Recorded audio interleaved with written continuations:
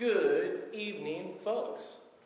I had to think carefully about that because I actually recorded this in the morning, but it's evening when you're watching this. So, as you know, it's me, it's Connor. I'm doing the devotional tonight. Lately, every time I've been doing devotional, we have been doing building with the basics, making sure our foundations are safe, they're correct, and going to the basics of what first started out as us being Christians.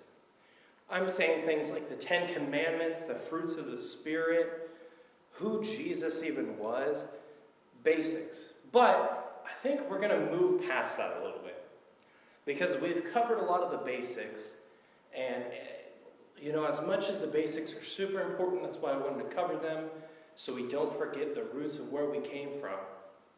We do have to push forward. We do have to become more advanced in our faith. And because of that, I'm going to switch from building with the basics to story time with Connor. Story time with Connor. Why I'm going to do this is because I realized, while meditating the other day on the Word, some of the best things that I've built with in my life are those funny, cheesy little stories that we tell in kids' church. If you're in ministry for more than 2 days, you've been asked to volunteer for kids' church. It's just required. And so I've told these stories to kids dozens, if not up to hundreds of times. And the kids will get some of it. They'll think it's funny. They'll think, oh, he got eaten by a whale. That's so funny. Oh, Jesus was a really cool guy. That's awesome. But I've realized that I think I've developed more in my faith because of the stories in the Bible than I ever did when I was a kid.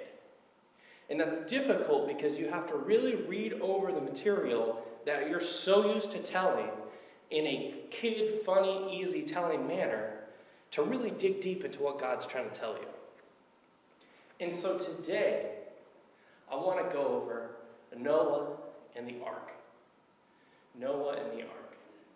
I'm not going to read it to you. It's in Genesis. It's in 6 and 7. He might intro Noah in 5. I've read a ton of it. This story has gone through me so many times. And I think there's some areas that you've probably missed. Because again, this is a story that we're used to telling kids. This is a story that we're used to focusing on the 7 pairs of clean animal and the 1 pair of the unclean animals. We focus on the big boat and how it rained, and those are all important details. But let me tell you that there's some other things that happened that are super important.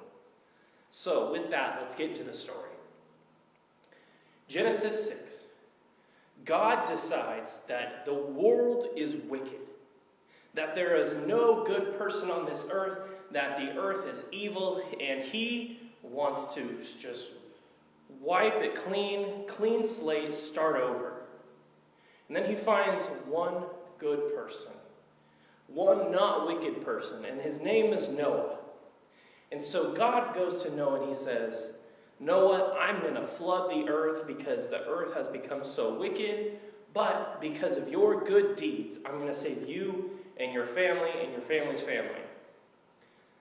And he says, so because of this, because I'm going to flood the earth, I'm going to need you to build a boat, build an ark.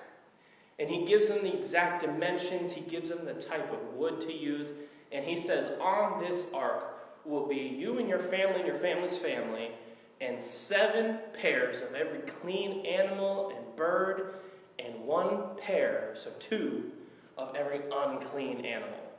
Because God doesn't want to eliminate the animals, he just is eliminating the people, because we're so bad. And so it goes into the detail of Noah building this ark and everything happening, blah, blah, blah, blah, blah. And let me tell you, it says that 100 years later, after Noah had been building this ark, before this, rain wasn't a thing. Rain has not happened on the earth until this point. And so when Noah's friends and the town folk and everybody else started to see Noah build this structure And Noah said it's because water is going to come from the sky and fill up the earth, and this is going to save me. I can't imagine the mocking he received.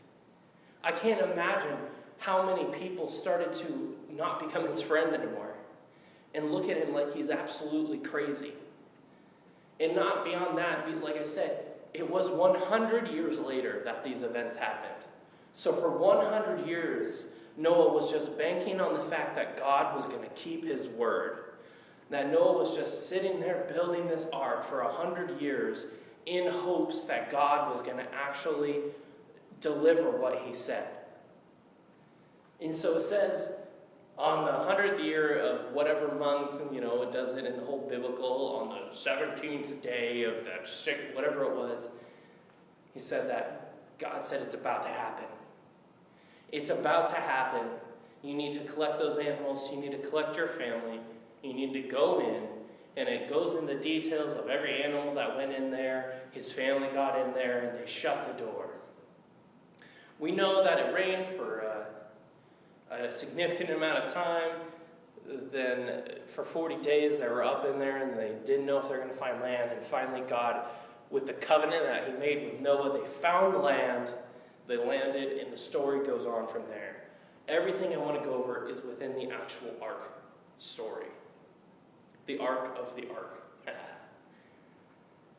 First of all, I know some people who have talked about promises that they've received from God, but they're afraid, they're nervous, they're angry because God hasn't fulfilled them yet. And I ask him, well, when do you make this promise? He's like, 2 weeks ago, God told me. Noah waited for 100 years. Now, I know the life expectancy was significant. The pre-flood, they were living 600, 700 years, and 100 years might not seem like much. But let's shorten that by the demographic of, divided by 10. That's 10 years. If he wasn't 500 to 600, he was 50 to 60 in 10 years past. Because he was 500 to 600. For a 10 to 100, however you want to view it, he waited a significant amount of time before God fulfilled his promise. He waited for 100 years in expectation of God, in trust of God. And some of us struggle to wait 20 minutes. Some of us struggle to sit through one sermon 100 years. I find comfort in that. Because I have promises that I know God has made me. And I get frustrated that they haven't happened yet because we live in a not just a society, but a time where everything happens now. Everything can happen now. If you want to figure some information out, you don't have to go to the library and look up that information. No, you can just pull a device out of your pocket and have it at your fingertips. Everything is now. You can call the person on the other side of the world and talk to them now. You can do everything now. And so these promises are getting more difficult and more difficult to hold on to. 100 years. 100 years he waited. 100 years he probably fought with his anxiety and thinking that maybe God was just messing around with me. Why would I think that rain is going to come from the sky? 100 years he faithfully waited, fighting back every thought that the devil would have put in him. Second major point I want to focus on this. So the first one I want to remember, God has a promise for you, he's going to keep it. If he makes a covenant with you, he's going to keep his end of the bargain up. No matter how long it takes. Don't fulfill his promise on your timeline. Because his timeline is perfect. Second, there's a detail in 17:6. Or no, sorry, I just said those numbers backwards. 7:16, sorry. In Genesis 7:16, they're loading up. They're loading up into the ark. All the animals, all the birds, his family, himself. And then it says the door shut. For the longest time, I assumed that the reason that the ark worked was because Noah built it to the specifications that God said, and maybe because God chose the cypress wood, and that was the perfect wood that would withstand the waves, and maybe it was just because of his faith. And I assumed that the reason that the ark worked was just because it was designed to work. But there's one little phrase in Genesis 7:16. I want you guys to, if you have your Bibles out, I want you to highlight it. It's at the end of 7:16. Like I said, it talks about them loading up. And it says, and then God shut him in. Or in some translations, it says God sealed them in. Despite the fact that Noah had built this with the wood that God gave him, with the specifications that God gave him, with every instruction correct, it was still God in the end that protected them.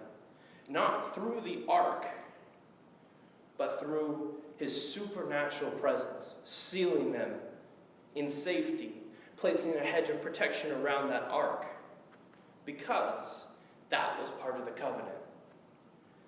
Part of the covenant that he made with Noah was to keep him and his family safe. And so it wasn't enough for God. Most likely, that ark would have kept them safe, because God had decided, but God said, no, that's not enough for me. And he placed his own supernatural sealing, that no water would break in, that no animals would fall out, that no family member would fall out. His supernatural sealing, his supernatural safety. God has a promise for every single one of us. Maybe you've already heard it, maybe you know it, or maybe you haven't quite heard it yet. And maybe you're 5 years old and you know your promise, or you're 75 and you haven't heard your promise. God has a promise, and it's not going to be on your timeline. Remember, 100 years. People don't even hardly live that long anymore. That's how long he waited for his promise. So if it's been 5 years and you haven't received your promise, if it's been 10, 15, 20, 25, 30, 40 years that you have not received your promise, let me tell you, it's still coming. You just have to have faith. I left my phone off screen, so I have to forgive me. I would be irresponsible if I didn't talk about this for a second. Today, when I open up my Bible app, I always open it once a day, read the verse of the day at least, if not more. Today is an important day. A scary day for some, an anxiety-driven day that we've made jokes about so what are you wearing to this Civil War? I'm going to go on a rampage if my person doesn't win. Let me tell you what the verse of the day is. Ephesians 4:32 says, be kind and compassionate to one another, forgiving each other, just as Christ has forgiven you. Today is going to be a day of high emotions, especially in the evening, of anxiety, of depression, of irritation, of fear. There's emotions that will pour out. But be kind and compassionate to one another. Forgive one another. Don't let what's happening in this world today make you forget about God's promise to you. Be God's sealing hedge of protection around you. And don't let it forget that you're supposed to be kind, that we're supposed to be compassionate. That's us.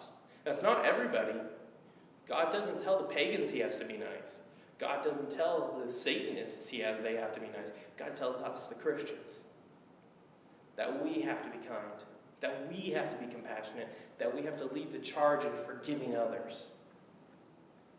And so with that, story time, that part, the Ephesians 4:32, be kind and compassionate, that was extra because of specific circumstances. What I wanted to talk about was Noah and the ark today. That was Series 1, Episode 1 of Storytime with Connor. 100 years, God's promise will be fulfilled on his timeline, not on yours, and that God's sealing protection is always going to be around you when he makes you a promise. So that's all I have. Remember, folks, if you need prayer, message somebody. Message me, message Ashley, message Pastor, message anybody who you feel that God's laying on your heart to pray for you. Ask them to pray for you. Prayer is the most powerful thing in this world. And I also hope that you guys have a fantastic rest of your day, rest of your week, and I hope to see everybody here on Sunday with our social distanced church. I'm out.